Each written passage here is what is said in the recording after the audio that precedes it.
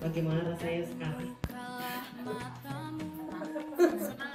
Ya mulai berpikir ya Bapak Ibu ya, memang kita ini sudah masuk ke loka 4 ya Bapak Ibu. Nah nanti di PI 4, mulai PI 4 dan sebenarnya udah di PI 3 ya. Dan terusnya kita lebih banyak nanti melihat aksi nyata Bapak Ibu di sekolah.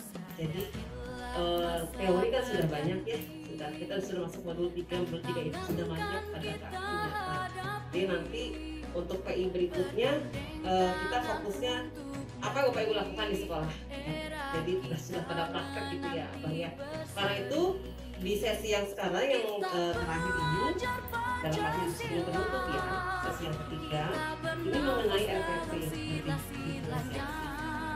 Saya yakin Bapak Ibu sudah mantap lah. Saya lihat kemarin di Osmose Kelas juga guru-guru di sekolah-sekolah yang saya kunjungi juga sudah bisa menerapkan RPP berdiferensiasi pada kelasnya ya. Meskipun belum semua, tapi memang setiap pertemuan tidak harus semuanya ada ya Bapak Ibu. Tidak harus ada konten, tidak harus ada proses. Semua tiga-tiganya nggak harus ada, tapi minimal ada kegiatan itu sampai nanti pembelajaran itu selesai misalnya.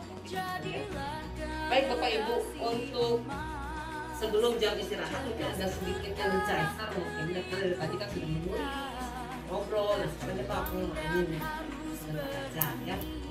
Nah, di setiap kelompok nanti dipilih satu orang, siapa yang menjadi warga dan 2 orang yang menjadi rumah, ya. Jadi saya akan bercerita mengenai terjadinya bencana di suatu kota. Setiap kali saya mengatakan COVID, maka peserta yang menjadi warga harus berpindah dan mencari rumah lain, ya. Jika saya mengatakan kebakaran, maka peserta yang menjadi rumah yang 2 orang itu akan berpindah tempat dan warga yang diam. Ya. Lalu jika saya mengatakan gempa, maka warga dan rumah harus berpecah dan membentuk kelompok baru. Ya, ulangi. Ya. Kan sekarang 3 orang nih ya dalam satu kelompok kan, ya. Oke, 1 jadi warga, 2 jadi rumah. Jika saya mengatakan COVID dalam cerita saya, menyebutkan kata COVID, berarti yang menjadi warga harus cari rumah baru, ya, pindah, ya. Jika saya mengatakan kebakaran, berarti rumahnya yang mencari orang, ya, warga tadi. Nah, jika saya nanti mengatakan gempa, semuanya, dua-duanya, warga dan rumah berpencar mencari kelompok baru. Jadi nanti kelompoknya baru, ya. Mangga, silakan berdiri dulu. Singkirkan, mungkin mejanya ada di geser-geser. Kalau ada warga dan rumah, mau bikin video warga yang pindah, rumah yang pindah. Kalau gempa, Cari warga tempat yang yang warga. Video.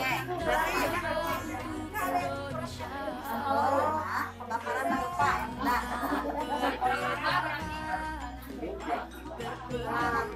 Nah, sudah ada yang mulai praktek ya.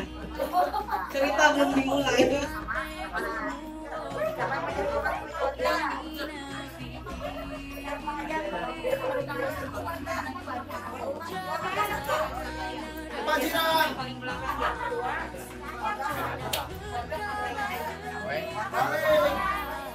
Ya, silakan dipilih yang menjadi warga dan menjadi rumah. Sudah diputuskan.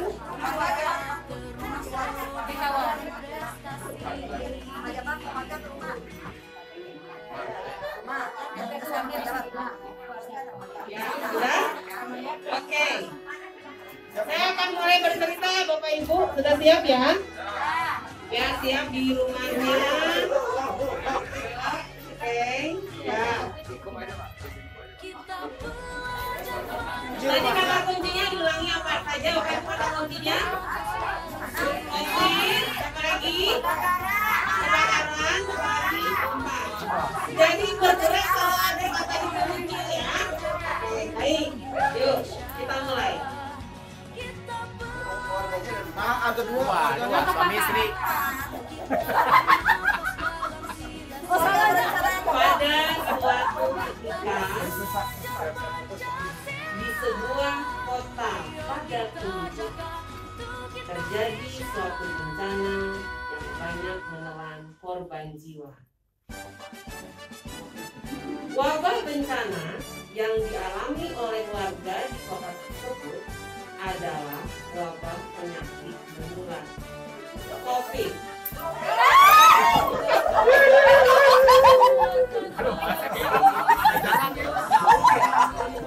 Wabah penyakit COVID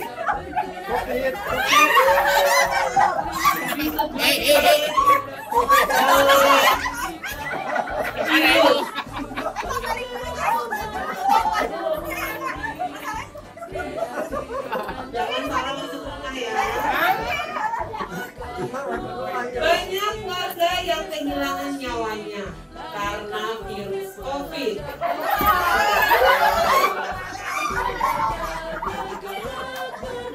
Bu, lagi puasa, Bu. Sementara itu, mereka yang masih bertahan harus menerapkan protokol kesehatan yang ketat. Penderitaan warga tidak sampai di situ saja. Tak berapa lama terjadilah kebakaran.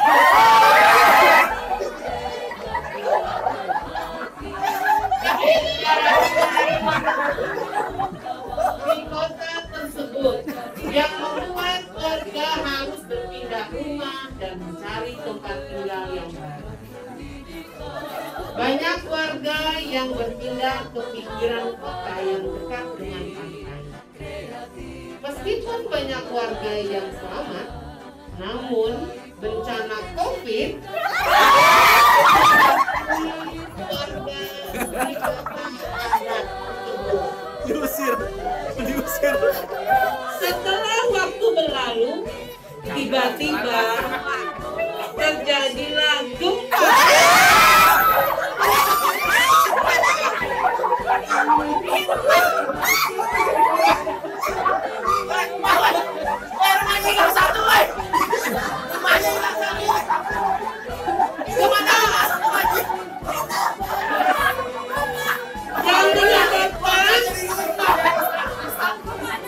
Yang menyebabkan tsunami, sehingga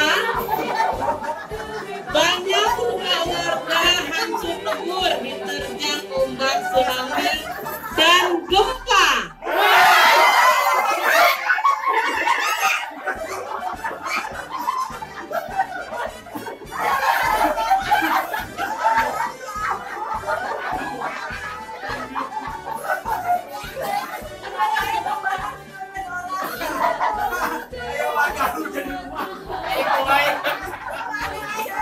Warga berlarian ke arah bukit untuk menyelamatkan diri. Akhirnya banyak warga mengungsi ke daerah perbukitan dan membangun rumah baru mereka di atas bukit. Namun, karena kurangnya lahan tempat tinggal, warga akhirnya banyak menebang pohon dan membakar hutan sekitar untuk membuka lahan baru untuk tempat tinggal, sehingga terjadilah kebakaran hutan.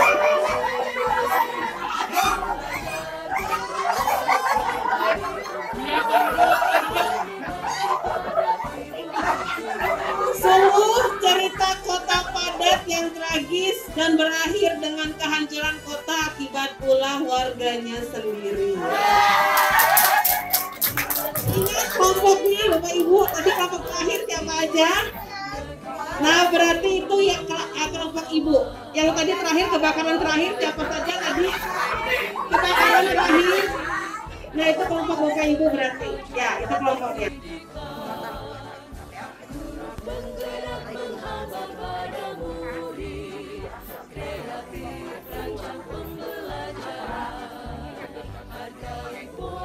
Tingkatkan prestasi, lahirkan profil pelajar Pancasila.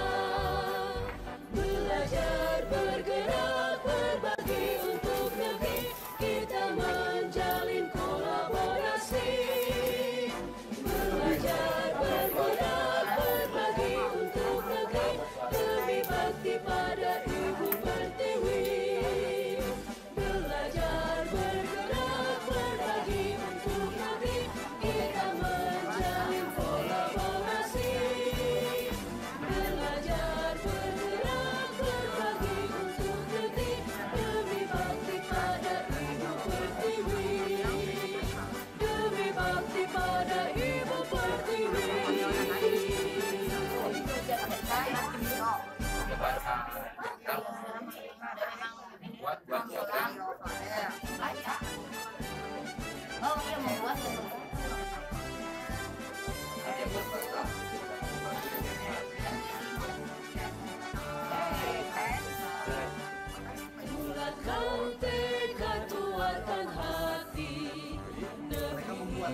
memanggilmu kawan. Belajar bergerak berbagi untuk negeri, guru penggerak maju berdasarkan iman. Guru penggerak menghamba pada murid, dan cabang pelajaran. Hargai potensi, tingkatkan prestasi, lahirkan profil pelajar Pancasila. Belajar bergerak berbagi untuk negeri, kita menjalin kolaborasi. Belajar bergerak berbagi untuk negeri, demi bakti pada Ibu Pertiwi.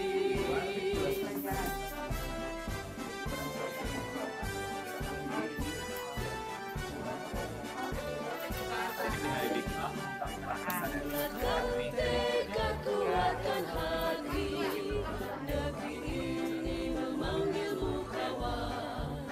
Belajar bergerak berbagi untuk negeri, guru penggerak maju pendidikan. Guru penggerak menghamba pada murid, kreatif rancang pembelajaran. Hargai potensi, tingkatkan prestasi, lahirkan profil pelajar Pancasila. Belajar bergerak berbagi untuk negeri, kita menjalin kolaborasi. Belajar bergerak berbagi untuk negeri, demi bakti pada Ibu Pertiwi. Belajar bergerak berbagi untuk negeri, kita menjalin kolaborasi. Belajar bergerak berbagi untuk negeri, demi bakti pada Ibu Pertiwi. Demi bakti pada Ibu Pertiwi.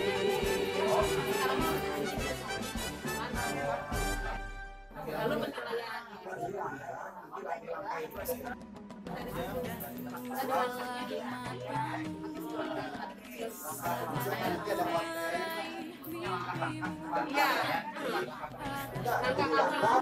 Ini mencoba untuk membuat RPP berdiferensiasi mata pelajaran bahasa Jerman. Kebetulan saya sendiri yang mengampu mata pelajaran tersebut. Nah, dalam kertas yang pertama disajikan di sini, mungkin tadi ada banyak yang salah paham kelompok yang datang ke sini. Dijelaskan lagi, ini merupakan peta konsep yang kita buat sebelum masuk ke RPP-nya. Jadi dalam peta konsep ini kita membuat rencana-rencana yang akan dituangkan nanti ke dalam RPP. Dalam RPP bahasa Jerman ini, jenjang yang kita ambil adalah jenjang kelas 11 dengan materi tentang keluarga atau keluarga saya dalam bahasa Jerman, mein Familie. Kemudian yang A atau diferensiasi konten yang kita masukkan di sini ada 2 poin, di mana poin pertama adalah materi disajikan dalam bentuk beragam, dalam bentuk video, teks, tulisan, audio, maupun juga gambar. Kemudian untuk yang keduanya adalah adanya sumber belajar yang kaya, sehingga setiap murid atau peserta didik dapat memilih salah satu submateri yang disukai. Submateri di sini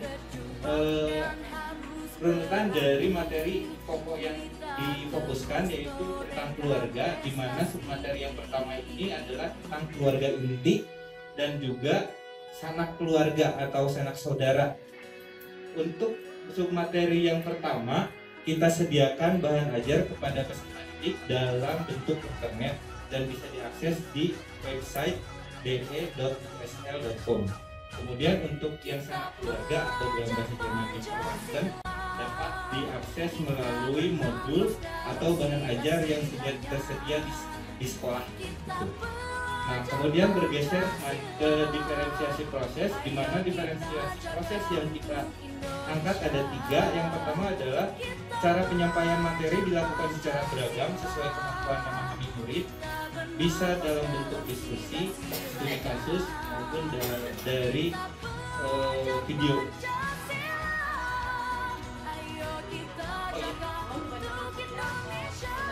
Oh gitu. Oh ya boleh.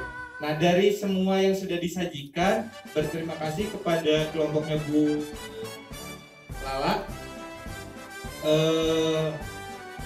Poinnya sudah lengkap dari konten, kemudian proses dan juga produk. Nah yang jadi catatan adalah dari kelompoknya Pak Asep, yaitu tentang perlunya penguatan dalam bahasa Jerman, khususnya tentang materi famili. Itu menjadi pengingat buat kami, khususnya bagi saya pribadi, nanti akan ditambahkan dalam bentuk penguatan dalam konten teksnya maupun dalam grammarnya. Dan masukan terhadap RPP yang sudah kami berikan, pertama di sini ada lope cara inisialnya dibuat, dilihat dari identifikasi RPP setiap komponen sudah memiliki proses, konten dan produk. Kemudian di sini dari Miss Eva diferensiasi konten hanya terlihat video dan panduan guru di RPP-nya. Mungkin pelaksanaan langkahnya diperjelas. Juga di kegiatan inti diferensiasi produk jelas dijelaskan.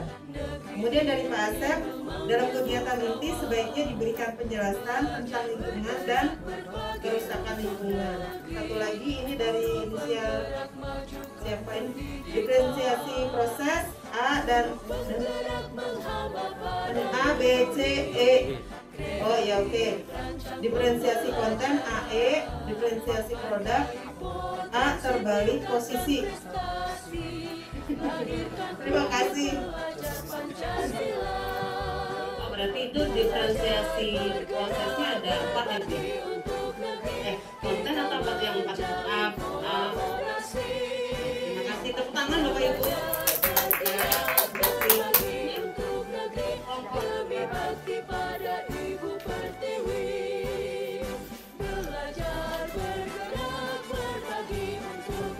Assalamualaikum warahmatullahi wabarakatuh. Di sini saya akan menjelaskan kebetulan saya megangnya Bapak IPA terus sekarang belajar komunikasi. Lalu saya untuk jadi bahasa Indonesia. Apa Bu? Ya, di sini yang temanya adalah topiknya adalah textable kelas 7. Dan tujuannya ini adalah siswa dapat mengidentifikasi informasi dari cerita table dari Jokinya.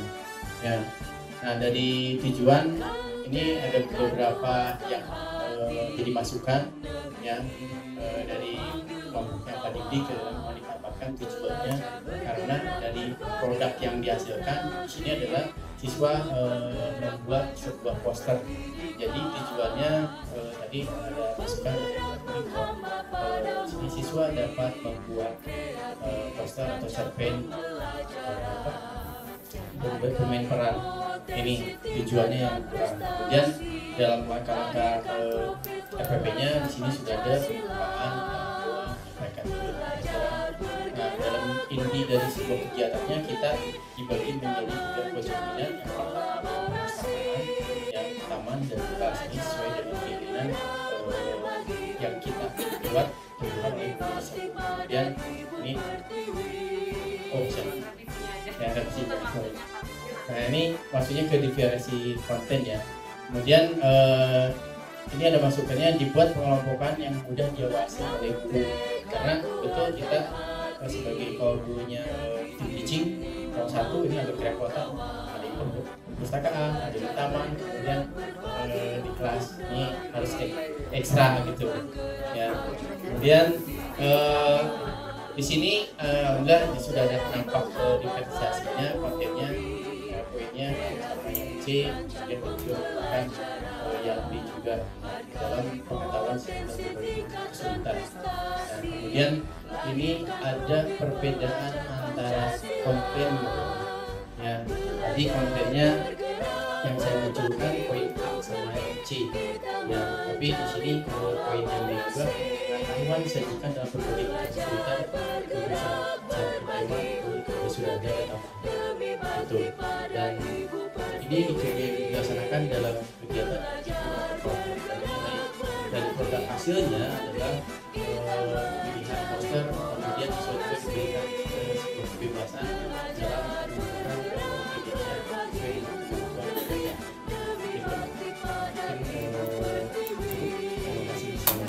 mereka. Yang lainnya positif karena sudah muncul diferensiasi baik proses, produk maupun konten. Hanya ada satu yang diperbaiki, yaitu ketika menilai itu menggunakan apa kata Bu Susan itu disumatif atau diformatif. Nah itu yang harus diperbaikinya. Jadi diberi tanda kurung di situ formatif.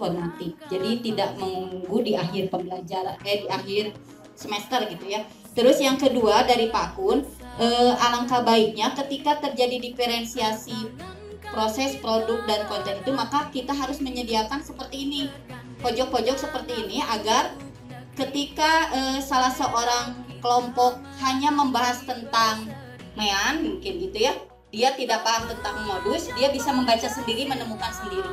Jadi harus ada banyak tempelan mungkin di kelas nanti, dan saya akan berusaha. Terima kasih. Oke, berikutnya enggak. Terima kasih, ini kelompok dari Belala. Jadi tadi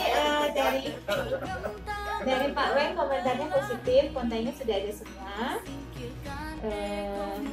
Tapi tadi ada pertanyaan dari Pak Solihun, Pak Solihun. Tadi itu kalau misalnya diferensiasinya konten itu lebih mirip ke proses. Lalu saya jelaskan bahwa pilihan kerjanya berbeda. Mau ditunjukin buktinya, maaf ya Pak, internet tidak bisa sabar. Jadi itu saja.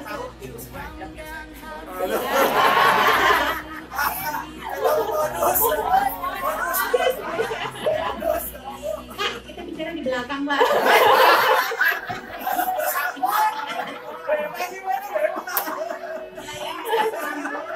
Jadi Pak, dan pengunjung kami lumayan sedikit, jadi baru sampai di situ. Terima kasih.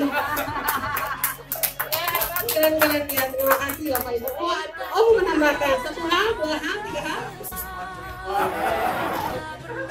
Khusus buat ini ya. Jadi ada satu inilah yang menurut saya menarik ya. Artinya ada di sana ada dibagi blok. Ini menjadi ide bagi saya juga. Awalnya nggak kelihatan awalnya. Oh iya, jadi ada bor ya. Jadi saya anggap sebagai blok. Bor. Ya maksud saya anggap sebagai bor. Oh iya, saya tahu itu bor. Saya tahu itu bor, tapi kan bor itu kan memisah-misahkan. Jadi memblok maksud saya gitu. Kalau misalkan kalau bukan daring kan jadi luring kan mungkin yang situ sebelah sana sebelah sini gitu ya. Nah di blok ya. Nah jadi itu ide yang menurut saya ini ide yang bagus ya. Saya dapat masukan seperti ini, artinya kalau memang anaknya itu dia senangnya belajar mandiri, ya udah suruh sendiri aja belajar. Nah di situ kan ada yang individu. Jadi misalkan dia senangnya sendiri nih kan, kenapa? Karena ada orang yang tidak suka kebisingan. Ada orang yang memang tidak suka belajar itu kerja kelompok. Kenapa? Dan malah ngobrol kerja kelompok. Sedangkan dia serius pengen kerja kelompok misalnya, sehingga dia senangnya sendiri. Terus ada juga yang malah senangnya berkelompok. Tapi ada juga yang dia ingin didampingi oleh guru. Nah, saya kira hal ini perlu saya contoh ya secara pribadi. Kan saya contoh. Jadi nanti standby ya. Ini mirip seperti waktu kita yang di SKS saja. Jadi guru itu di depan yang mau bertanya ya masing-masing sesuai dengan kemampuannya. Karena yang sudah didapatkan oleh mereka itu beda-beda kecepatan belajarnya. Jadi saya kira ini hal yang positif ya. Jadi saya tidak bisa memberikan yang negatif. Positif ya. Terima kasih. Ya terima kasih Bapak Ibu. Tepuk tangan lagi buat kita semua Bapak Ibu. Hebat nih keren-keren.